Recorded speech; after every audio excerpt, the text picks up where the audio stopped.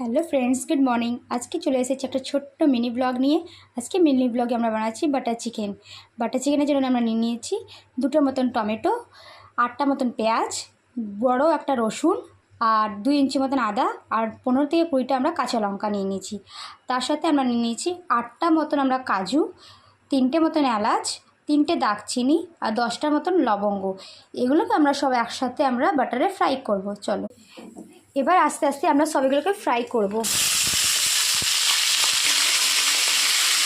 এগুলো সব একসাথে ভাজা হয়ে গেলে লাল করে এবার এটা একটা বাটিতে ঢেলে আমরা ঠান্ডা করতে দিয়ে দেবো। ঠান্ডা করে দেওয়ার পরে আমরা এটাকে ভালো করে পেস্ট করে নেবো, যাতে কোনো একটা দানা না থাকে। 1 কেজি চিকেন নিয়ে নিয়েছি আমরা ভালো করে ধুয়ে।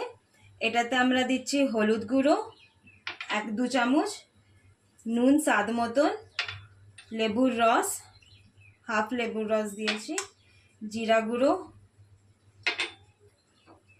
শুকনো লঙ্কা অল্প দিচ্ছি, কাশ্মীরি লাল মির্চা দিচ্ছি, আর দিচ্ছি দই। এবার এটাকে আমরা ভালো করে ম্যারিনেট করে নেব। ম্যারিনেট করে আধা ঘন্টার জন্য আমরা এটাকে ছেড়ে দেবো বাটার চিকেন বানাবার জন্য।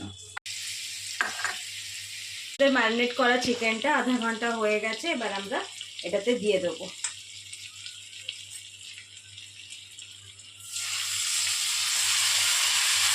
এবার আমরা চিকেনটাকে ভালো করে ফ্রাই করে নেব। দেখতে পাচ্ছেন তেল বেরাচ্ছে, চিকেনগুলো ফ্রাই হয়ে গেছে। এবার এটাতে আমরা আগের থেকে ভেজে রেখে বাটা মশলাটা দিয়ে দিচ্ছি।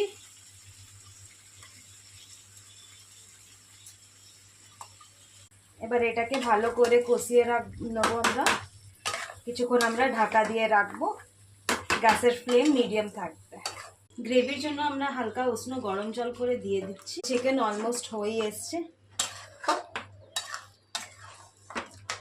গ্যাসের ফ্লেমটা আমরা কম রাখছি। কস্তুরি মেথি 2 চামচ মতন নিয়ে খালি কড়াইতে হালকা নাড়াচাড়া করব আমরা।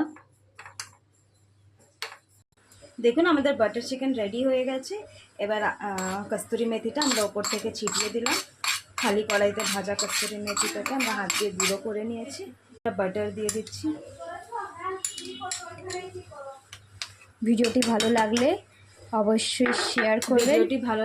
ভিডিওটি ভালো লেগে থাকলে লাইক, শেয়ার, সাবস্ক্রাইবটা অবশ্যই করবেন। আর হ্যাঁ, এইভাবে আপনারা পাশে থাকবেন। আজকের মতন আসছি, আবার নিয়ে আসবো নতুন ব্লগে।